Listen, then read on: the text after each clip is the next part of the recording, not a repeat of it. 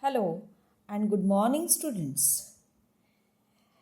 In the morning, many of you might be having a refreshing drink, or many of you will feel a good in the morning only when you will have that refreshing drink. Yes, your guess is correct. I am talking about tea. In previous two lectures, we have discussed about milk and honey. So today we are going to discuss about the tea. Many of you might be feeling refreshed by hearing only a tea. So yes, tea. So tea is a nothing but an aromatic beverage commonly prepared by pouring hot or boiling water over curled tea leaves. Now, what is this tea? How this tea leaves, that is, tea is prepared from tea leaves? Everything we are going to discuss. Also, we are going to discuss about the composition of tea. Then we are going to discuss analysis of it and adulterants. So we'll go in same manner. Very first, I'll tell you the detail of this tea. Tea is made from Camellia sinensis. Camellia sinensis is the botanical name for the tea, which is a evergreen shrub which grows wild from India to China, or we can say that which grows wild in Asia. Tea leaves are usually plucked by hand. The average interval between plucking is about a week. So, after 8 days, the tea leaves are plucked and then tea is prepared. Now, we have to discuss about the composition of the tea.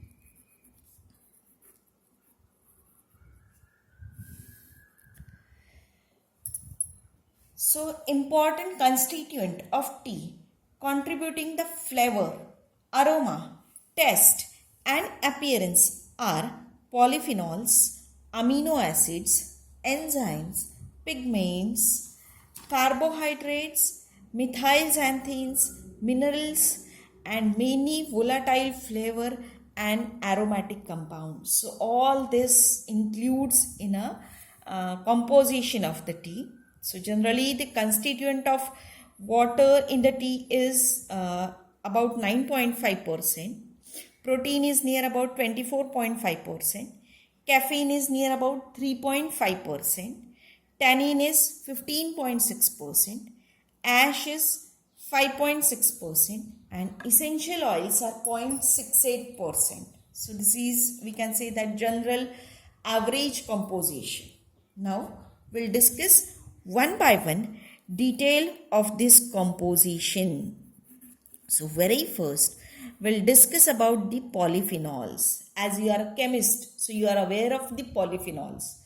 Polyphenols means the compounds composed of many phenolic groups.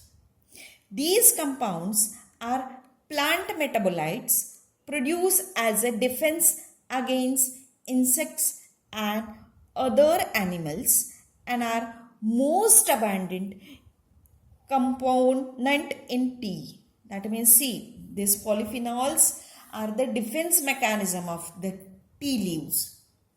Because generally what happens whenever the tree or shrub grows at that time, it is eaten by the animals. So the animal should not eat the fresh leaves. Therefore, the plant defense produces defense mechanism, and that defense mechanism is nothing but the polyphenol. So these polyphenols are the most abundant component in the tea. So how these polyphenols are produced in tea, that we'll discuss. So these are produced in tea or derived in tea from the amino acids via sunlight. Therefore, tea plant or we can say that tea shrub which is grown in the shade has smaller concentration of polyphenol and higher concentration of amino acid.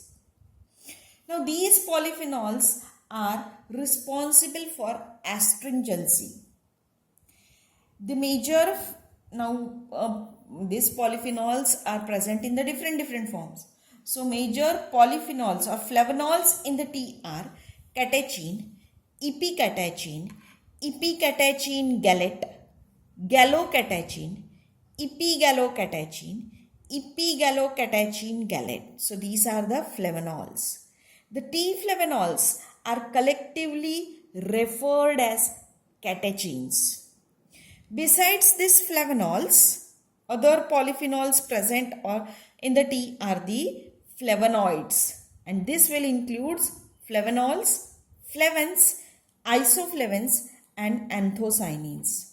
So all this contributes, that means all these polyphenols, that is flavonols and flavonoids, contributes color to the tea infusion and gives taste to the tea. So this is about the polyphenol. Next to this is amino acid. So originally amino acids are present in the tea. These amino acids are converted into polyphenols when the tea shrub is exposed to the sunlight. So now we'll discuss about amino acids. Amino acid gives tea its bordiness and taste. Now, what is bordiness? Bordiness is nothing but the soup-like nature. So sunlight converts amino acid to polyphenols. Therefore, shade-grown tea contains more amino acids. Some tea bushes are shaded for several weeks before harvest to enhance tea's amino acid content. That means if you need a different flavor of tea, that means you need a more amino acids in the tea, then some shrubs are shaded before harvesting, that is before plucking, so that amino acid content will increase in it. So tea leaves contains many different amino acids, the most abundant of which is theanine. Theanine is responsible for promoting alpha brainwave activity, which promotes relaxation. Along with this theanine, L-theanine, along with the caffeine, can include a state of mindful alertness in a trading curve. So therefore, whenever we are having a tea at that time, we feel refreshed as well as we feel alert also.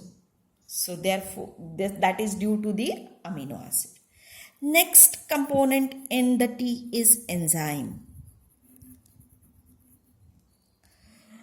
Now enzymes present in the tea are polyphenol oxidase and peroxide. So these are the most important enzyme in the tea leaves.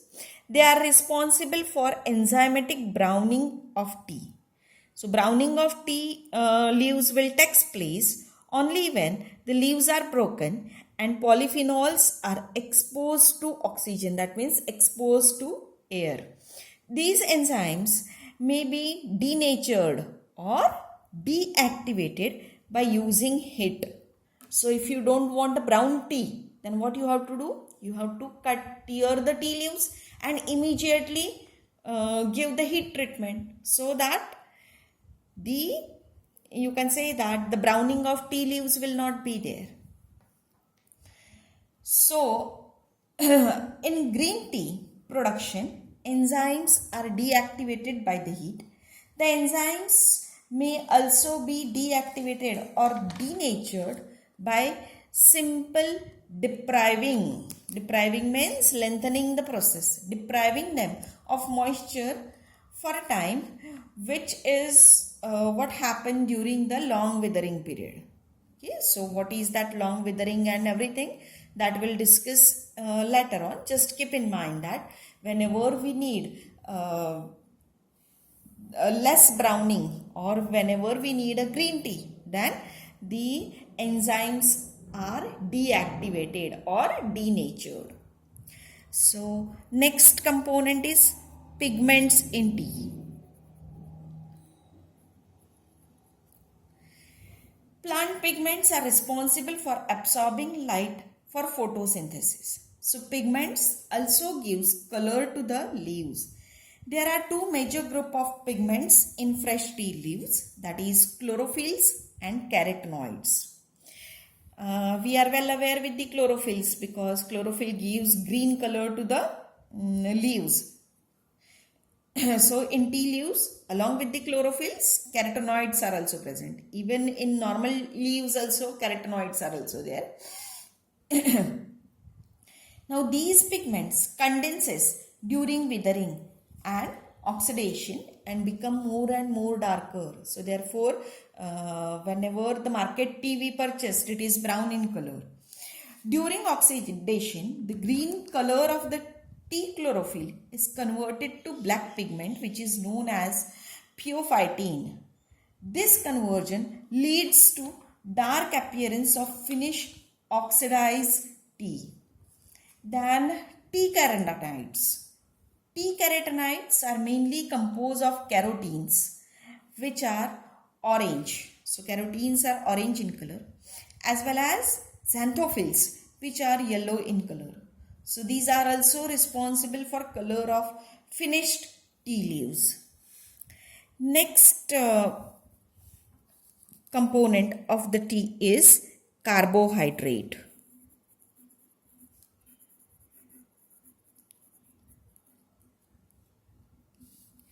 Carbohydrates. In tea, carbohydrates help to fuel the enzymatic reaction that takes place during oxidation, and these are responsible for creation of polyphenols in young tea leaves. So therefore, the carbohydrates are very important. Carbohydrates make up average of 11% of the extract solids in the tea, and these carbohydrates gives a little sweetness to the tea. Next component is methylxanthines.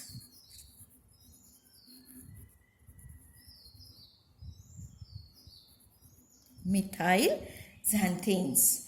Methylxanthines in tea includes stimulant caffeine and two similar compounds, that are theobromine and theophylline.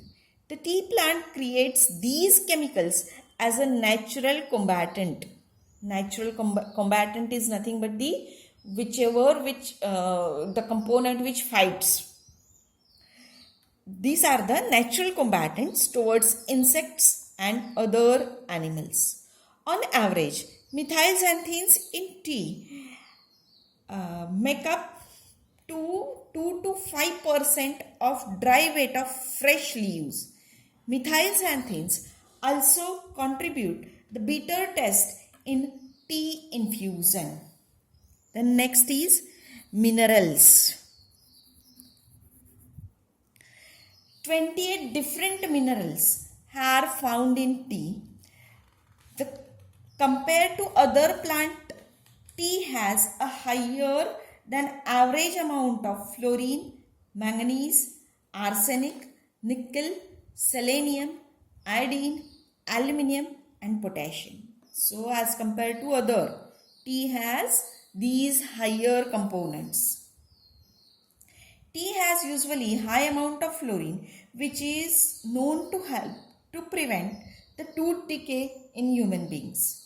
But too much fluorine is harmful. So having too much tea is harmful.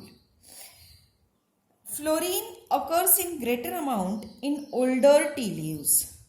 Then tea minerals, that means whatever the minerals I have told, that will vary greatly with each harvest and changes greatly during processing. Next is volatilites. Volatile substances in tea leaves are largely responsible for tea's flavor and aroma. Aroma complex of tea is made up of hundreds, or even we can say that it is not made up of only hundreds, it is made up of thousands of flavor and aroma compounds that exist in trace amount. Many of these aromatic compounds compounds do not exist in fresh tea leaves and are derived from other substances during processing. The flavor and aroma of the tea depends on the wide variety of combinations of these compounds. Therefore, this is known as aroma complex. Now which aroma or which compounds gives flavor, that we'll discuss. So compound such as linalool oxide are responsible for sweetness. Geraniol and phenyl acetaldehyde are responsible for their floral aroma. Nerolidol, benzaldehyde and methyl salicylate and phenyl ethanol are responsible for their fruity flavor. Trans-2-hexanal, N-hexanal, cis-3-hexanal and beta-adenine are responsible for tea's fresh flavor. So, this is all about the composition of the tea. Now, we'll discuss about the types of tea. That means whenever we are going in a market for purchasing tea, at that time, generally what we tell to shopkeeper that give me a tea. But tea also has different flavors, different types and everything that we don't know. Generally, we prefer a blend tea. But what are the exact type, that we'll discuss. So, very first type which we are going to discuss is black tea. So, we'll discuss how it is prepared and everything. So that we'll come to know what is the difference in the other tea types and black tea. Black tea is primarily grown in China, India, Sri Lanka and Kenya. The aroma, taste and color of black tea depends on the factors such as species of tea, that is species of Camellia sinensis or Camellia, the country, region, garden or estate where it grown, the year and the season of harvest and manufacturing method as well as grade and quality of the tea.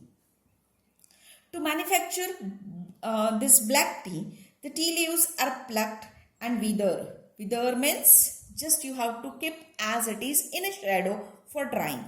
So, withering is carried out by spreading the tea leaves thinly on trays or shelves to dry. The leaves generally withering is allowed till water content of tea leaf is lowered up to the 40%. That means suppose if you are going to put the tea leaves, 1 kg of tea leaves, then you have to dry that tea leaves in a shed till the weight will become say 60 grams. So 40% of moisture is reduced. The withered tea leaves are then left whole or rolled. That is known as a orthodox process.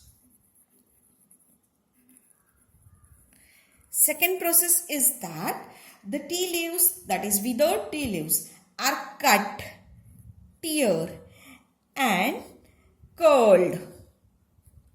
Cut, tear and curled, known as CTC process. That means whenever we are going in the market at that time on a black tea, it's written that CTC, or in the advertisement also the tea CTC tea. So that is the leaves are cut, teared and curled. In this both process, that is in CTC process as well as in orthodox process, the cells are break open, that is leaf cells are break open. The enzymes, or you can say that juices of that tea leaves are released. After this, the leaves are spread thinly on a suitable platform and allowed to oxidize. That means after withering, what they are going to do? They are either carrying out orthodox process or either they are going to carry out CTC process, and then the tea leaves are spreaded thinly for fermentation, or we can say that for oxidation. During this process, enzymes bring about oxidation of various polyphenols present in the juices. So this process results in change of color from green to reddish brown, or you can say that somewhat darker color. When the fermentation has proceeded to, you can say that, desired level or desired degree, further changes stopped or arrested by drying or frying. Now in drying or frying, the fermented leaves pass through the hot air chamber. At the entrance point, the chamber temperature is near about 93 degree, and at the end where it drops out, it is near about 49 degrees Celsius. So near exit, it is near about 49 degrees Celsius. Now black tea leaves are more oxidized than the white tea or than the green tea or than the oolong tea. So these are the, you can say that, types of tea. Therefore, they have a stronger flavor and aroma. Now after this drying or frying, the tea is graded and packed and sold. So hope that you understood the process. Very first, for preparation of black tea, the tea leaves are, you can say that, plucked. They are dried, or we can say that withered. After withering, that is 40% of moisture is removed, then orthodox process or CTC process is carried out for a week. After this process, what will happen? Green tea leaves get converted into reddish brown color or copper brown color due to fermentation or due to oxidation of amino acids into flavonols. And after this, that is when they become a reddish brown in color or when oxidation is completed, at that time further oxidation is stopped by heating. So they are hit or fried, and then the tea leaves are graded and packed. Now next type we have to discuss, that is green tea. So generally nowadays its green tea is more popular. So why it is popular, why it is preferred, that we'll discuss. For green tea, tea leaves are plucked and quickly heated. That means your orthodox process, withering process, is completely removed or it is not carried out. So it is quickly heated. The heat treatment consists of pan frying or steaming to inactivate enzyme. That means withering and oxidation steps are completely omitted. A brew of green tea is typically green in color or yellow in color or light brown in color. So aroma and flavor is also different from this black tea. And this green tea will contains more amount of antioxidant. Therefore, it is preferred more or it is more popular. Then next type is mixed tea or tea blend. Generally, we purchase this mixed tea or tea blend.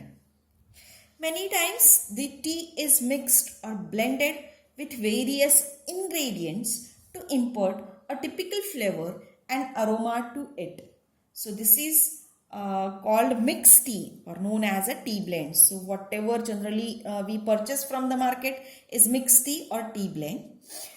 The ingredients added are mostly flowers, dried fruits, herbs, spices. So for example, we can say that rose flavored tea, cardamom flavored tea, then masala flavored tea, your ginger flavored tea, chocolate tea. So all these varieties included in mixed tea or tea blends. So that's all for the today's lecture. In next lecture, we'll discuss about the detection and analysis as well as detection of adulterants in tea. Thank you.